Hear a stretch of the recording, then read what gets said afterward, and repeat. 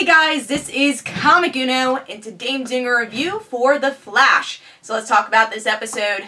With this episode, we got a lot happening. It's the team really figuring out that Harrison Wells is Reverse Flash and what that means. And what that means is that Reverse Flash this whole time has been planning to not kill Barry, but to use Barry to go back to the future and then kill him. That's been the whole plan. And we learn a bit more about what it means to be Reverse Flash and who Harrison Wells actually is.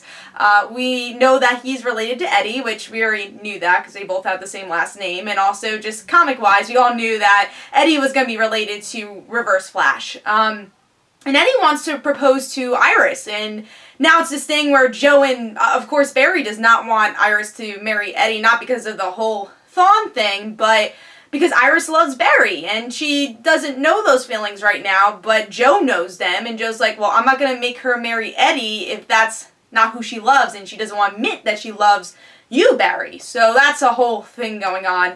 And yeah, the whole episode is the team trying to trap Harrison Wells, and it just does not quite work. And it's going to be a big battle between Harrison Wells and Barry, and that's going to be a lot of fun. Also, big reveal, Iris is able to find out that Barry Allen is the Flash. And finally, that's been something I've been totally talking about throughout this whole season. I've been reviewing Flash. I feel with something that Arrow did wrong with Laurel's character, which I think Laurel's great this season, but something they did wrong in the previous seasons is that they waited so long to make her become Black Canary or, you know, even find out that Oliver is Yarrow. Thea, same thing. Even though they did it a bit sooner than, let's say, Smallville, I feel like Flash needed to tell Iris. And I know some people are going to be upset. It's like, oh, well, everyone knows he's the Flash. I just think it makes those characters a lot more interesting. The outside world doesn't know. I think the core characters are important to know. And really, Iris is the only one left, and her progression as a story and as a character wouldn't progress if she doesn't know, especially since she doesn't really have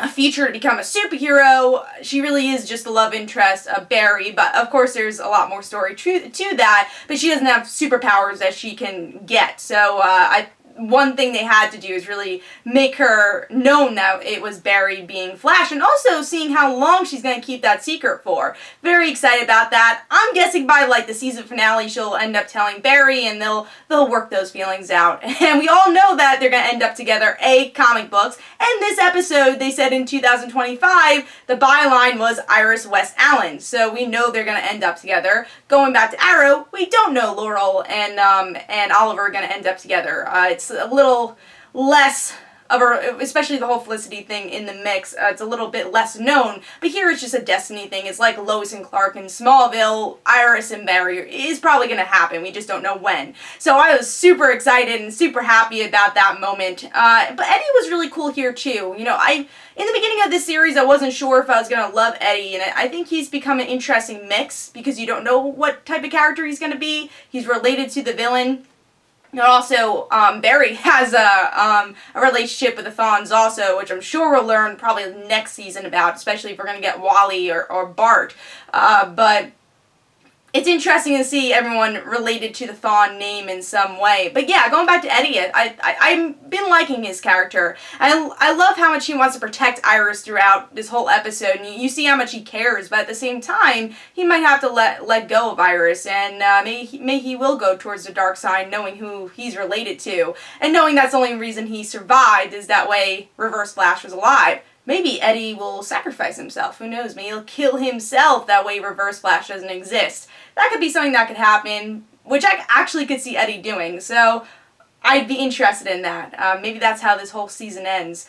But yeah, great episode. Some great Cisco moments too. Great acting by the person who plays Cisco, especially the dream stuff. I'm still rooting for Caitlin to become Killer Frost this season because they've already teased that. There's just so much going on in this show in just one season. I love that. A lot of the things that took a lot of superhero shows many seasons to do, they're doing in one season, and of course they have a lot more story to tell in the future too.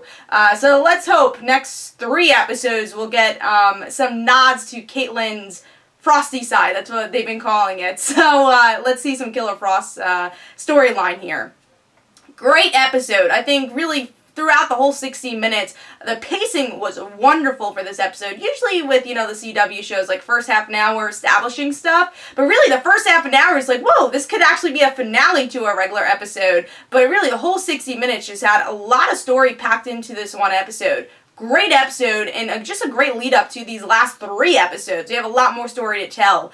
So yeah, definitely watch this one. Let me know in the comments below what you thought of the episode. This is Comic Uno. Don't forget to follow me on Twitter. Don't forget to like my Facebook page. Also, in the description below, there's links for my comic book, Like Father Like Daughter. And don't forget to like the Facebook page of Like Father Like Daughter. So I'll see you guys later. Bye.